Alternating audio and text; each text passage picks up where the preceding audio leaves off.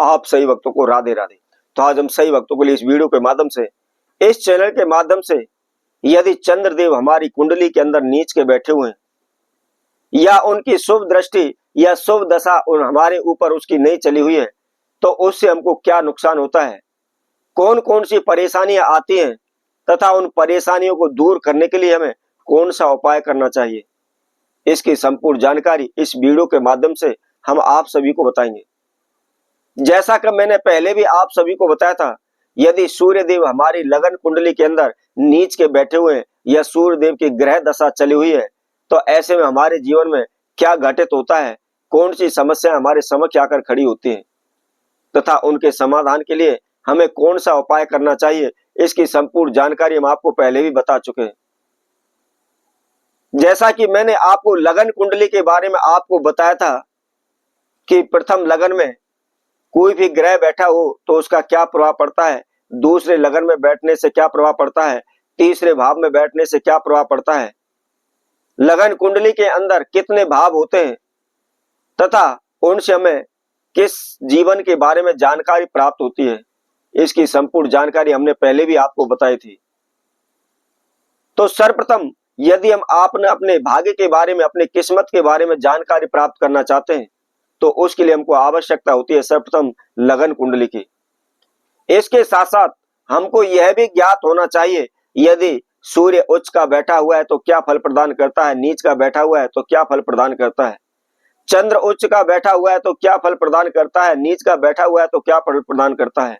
उसी तरह से 9 के 9 ग्रहों का फलादेश, उसका हमें जानकारी अवश्य होनी चाहिए। अब इसके साथ साथ यदि कोई भी ग्रह नीच का हमारी लगन कुंडली के अंदर बैठा हुआ है, तो उसके लिए हमें कौन सा उपाय करना चाहिए ताकि हमारे जीवन में आई हुई जो भी बाधाएं, समस्याएं वह दूर हो सके, हमको इधर उधर भटकने की आवश्यकता ना पड़े। तो आज हम चंद्रदेव के बारे में आपको जानकारी देंगे कि उनके लिए हमें कौन सा उपाय करना चाहिए, कौन सी पूजा पाठ करनी चाहिए।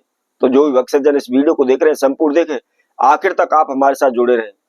इसके साथ साथ जिस किसी भक्तजन ने हमारे चैनल को भी सब्सक्राइब नहीं किया है, वह सर्वप्रथम सब्सक्राइब करें, लाइक करें, कमेंट बॉक्स में जाकर के राधे राधे अवश्य लिखें।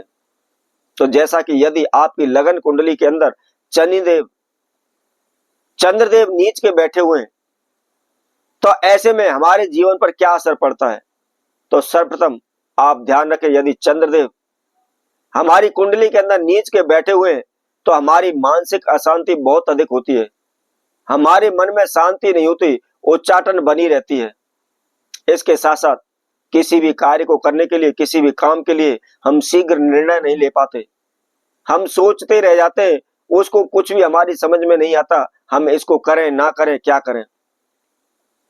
इसके साथ साथ यदि चंद्र नीच का बैठा हुआ है तो आत्मविश्वास में कमी आती है।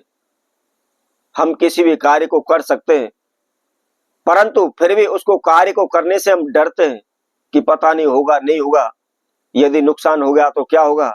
हमारे अंदर एक डर सा लगा रहता है। इसके साथ साथ यदि चंद्र नीच का हमारी कुंडली के अंदर बैठा हुआ है तो हमारी माता के सुख में कमी आती है। हो सकता है हमको माता का सुख ना मिल पाए या हमारे माता के स्वास्थ्य से संबंधित समस्याएं बार बार हमारे जीवन में आकर के खड़ी हो जाती हैं। इसी तरह यदि चंद्रदेव हमारी कुंडली के अंदर नीच के बैठे हुए हैं तो हमारे नींद की समस्या हमारे जीवन में आ जाती है, हमको नींद नहीं आती, सदैव हमारे मन में उच्चाटी लगी रहती है, हमारे मन में अस्थिरता सी जागृत होती रहती है। तो यदि आपकी कुंडली के अंदर चंद्रदेव नीच के बैठे हुए हैं या जो भी समस्याएं हमने आपको बताई हैं, इस तरह की समस्या आपके जीवन में चल रही हैं, तो उसके लिए आपको कौन सा उपाय करना है। सर्वप्रथम आप रोजाना शिव जी की पूजा अवश्य करें, शिव आराधना अवश्य करें। इसके साथ साथ प्रत्येक सोमवार के दिन थोड़ा सा आप कच्चा दूध लें, उसके अंदर थोड़ा सा गंगा जल डालें, थोड़ा सा आप मीठा डालें और उसके साथ में मात्र केवल 1 चुटकी काले तिल डाल लें। इन सभी वस्तुओं को डाल करके आप शिव जी के मंदिर में जाकर के ओम नमः शिवाय का जाप करते हुए उस जल को आप शिवलिंग को अर्पित करें। इसके साथ साथ आप विशेष ध्यान रखें, यदि हो सके तो आप किसी भी चांदी के बर्तन में पानी पिए। ऐसा करने से चंद्रदेव जो नीच के बैठे हो, उनका जो अशुभ प्रभाव हमारे जीवन पर पड़ रहा है वह रुक जाएगा। हमारे जीवन में सुख समृद्धि बढ़ने लगेगी, सुख शांति बढ़ जाएगी। और इसके साथ साथ ओम सोमाय नमः का आप प्रतिदिन एक माला अर्थात 108 बार आप जाप करते चले जाएं। तो चाहे चंद्रदेव की दशा चली हुई है, चाहे चंद्रदेव हमारी कुंडली के अंदर नीच के बैठे हुए हैं, चंद्रदेव का कोई भी दुष्प्रभाव हमारे जीवन में नहीं आएगा। हम सुख शांति से अपना जीवन व्यतीत करने लगेंगे, हमारे धन धान में वृद्धि होने लगेगी, जो भी बाधाएं समस्याएं आ रही है वह दूर हो जाएंगी।